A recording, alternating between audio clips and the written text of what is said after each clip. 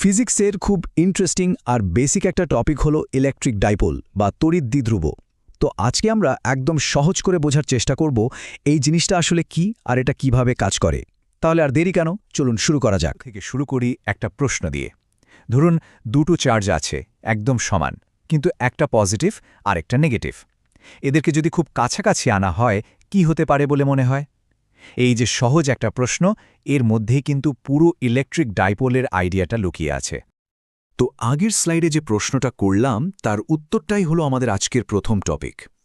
এই যে দুটো সমান আর বিপরীত চার্জের একটা ছোট্ট সিস্টেম, একে আমরা ফিজিক্সের ভাষায় বলি তড়িৎ দ্বিধ্রুব বা ইলেকট্রিক ডাইপোল।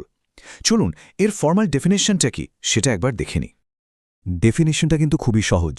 দেখুন, যখন দুটো সমান মানের চার্জ, ধরুন একটা প্লাস কিউ আর আরেকটা মাইনাস কিউ, এদেরকে খুব অল্প একটা দূরত্বে রাখা হয়, তখন যে সিস্টেমটা তৈরি হলো সেটাই হচ্ছে একটা ইলেকট্রিক ডাইপোল। এখানে দুটো জিনিস কিন্তু মাথায় রাখতেই হবে। এক, চার্জ দুটোর মান সমান কিন্তু চিহ্ন উল্টো হতে হবে। আর দুই, এদের মাঝের যে ছোট্ট দূরত্ব সেটাকে আমরা সুবিধার জন্য 2a দিয়ে লিখি। ওকে, ডাইপোল তো বুঝলাম, কিন্তু একটা ডাইপোল কতটা শক্তিশালী সেটা মাপার কোনো উপায় আছে কি? মানে এর স্ট্রেংথটা আমরা কিভাবে বুঝব? হ্যাঁ, আছে, আর সেটার নামই হলো ডাইপোল মোমেন্ট। চলুন পরের সেকশনে এটাই আমরা জেনে নেব। একদম সহজ কথায় বললে এই ডাইপোল মোমেন্ট, যেটাকে আমরা ছোট হাতের পি দিয়ে লিখি, এটাই হলো একটা ডাইপোলের শক্তি মাপার স্কেল। যার ডাইপোল মোমেন্ট যত বেশি, সেই ডাইপোলটা ততটাই পাওয়ারফুল। এই ডাইপোল মোমেন্টকে ঠিকঠাক বুঝতে হলে তিনটা জিনিস খেয়াল রাখতে হবে। 1 নম্বর, এর ফর্মুলাটা কি? P = Q × 2a, মানে যে কোনো একটা চার্জের মান আর তাদের মধ্যে দূরত্বের গুণফল। 2 নম্বর, এর ইউনিট বা একক, এটা হলো কুলম্ব মিটার। আর 3 নম্বর, যেটা সবচেয়ে ইম্পর্ট্যান্ট আর যেখানে সবাই প্রায় ভুল করে, সেটা হলো এর ডিরেকশন বা দিক। এটা কিন্তু সবসময় নেগেটিভ চার্জ থেকে পজিটিভ চার্জের দিকে হয়। এটা একদম মাথায় গেঁথে নিতে হবে। আমরা তো জানি যে প্রত্যেকটা চার্জ তার আশেপাশে একটা ইলেকট্রিক ফিল্ড বা তড়িৎ ক্ষেত্র তৈরি করে, তাই না? ঠিক সেভাবেই একটা ডাইপোলও কিন্তু তার চারপাশে নিজের একটা প্রভাব বলয় বা তড়িৎ ক্ষেত্র তৈরি করে। তো চলুন এবার দেখি সেই ক্ষেত্রটা দেখতে কেমন হয়। এখন এই ডাইপোলের ইলেকট্রিক ফিল্ড মাপার জন্য আমরা সাধারণত দুটো স্পেশাল পজিশন নিয়ে কাজ করি। একটাকে বলা হয় অক্ষীয় অবস্থান বা অ্যাক্সিয়াল পজিশন, মানে সোজা কথায় দুটো চার্জকে যে সরলরেখাটা যোগ করে সেই লাইনের উপরেই কোনো একটা পয়েন্ট। আর আরেকটা হলো বিষুবীয় অবস্থান বা ইকুয়েটোরিয়াল পজিশন, যেটা হলো ডাইপোলের ঠিক মাঝখান দিয়ে যাওয়া লম্বরেখার উপর কোনো পয়েন্ট। এখন সবচেয়ে ইন্টারেস্টিং পার্টটা হলো এদের ডিরেকশন। দেখুন, অক্ষীয় অবস্থানে ফিল্ডের ডিরেকশন হয় ডাইপোল মোমেন্টের দিকেই, কিন্তু বিষুবীয় অবস্থানের ডিরেকশনটা হয়ে যায় ঠিক তার উল্টো। আর এর কারণটা কিন্তু বেশ মজার। আসলে দুটো চার্জের আলাদা আলাদা ফিল্ডের ভেক্টর যোগ হয়েই তো ফাইনাল ফিল্ডটা তৈরি হয়, তাই না?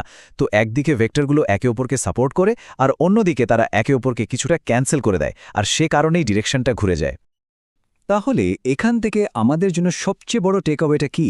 খুবই সিম্পল কিন্তু মারাত্মক ইম্পর্ট্যান্ট একটা পয়েন্ট। একই দূরত্বে অক্ষীয় অবস্থানের ইলেকট্রিক ফিল্ডের মান বিষুবীয় অবস্থানের ফিল্ডের মানের ঠিক ডাবল হয়। মানে axial field is 2 Times stronger. এটা কিন্তু এইচএসসি বা অ্যাডমিশন টেস্ট সবকিছুর জন্যই একটা হট টপিক। আচ্ছা, এতক্ষণ তো আমরা দেখলাম একটা ডাইপোল নিজে কি ফিল্ড তৈরি করে, কিন্তু এবার সিনারিওটা একটু উল্টে দেই। কি হবে যদি আমরা একটা ডাইপোলকে বাইরে থেকে অন্য কোনো ইলেকট্রিক ফিল্ডের মধ্যে রেখে দেই? চলুন তো দেখি তখন সে কেমন আচরণ করে। ব্যাপারটা চলুন স্টেপ বাই স্টেপ ভাবি। ধরুন একটা ইউনিফর্ম ইলেকট্রিক ফিল্ড আছে, মানে সব জায়গায় ফিল্ডের শক্তি আর দিক একই। এবার তার মধ্যে আমরা একটা ডাইপোলকে রেখে দিলাম। কি হবে? ফিল্ডটা পজিটিভ চার্জকে একদিকে টানবে আর নেগেটিভ চার্জকে ঠিক তার উল্টো দিকে টানবে। যেহেতু দুটো বল সমান আর উল্টো, তাই ডাইপোলটা সামনে বা পেছনে যাবে না, কিন্তু একটা ঘোরার ব্যাপার তৈরি হবে, তাই না? এই যে ঘোরানোর এফেক্ট, ফিজিক্সে আমরা একই বলি টর্ক। আর এই টর্কের কারণেই ডাইপোলটা বনবন করে ঘুরতে শুরু করে। এখন এই টর্কের মানটা আমরা বের করব কিভাবে?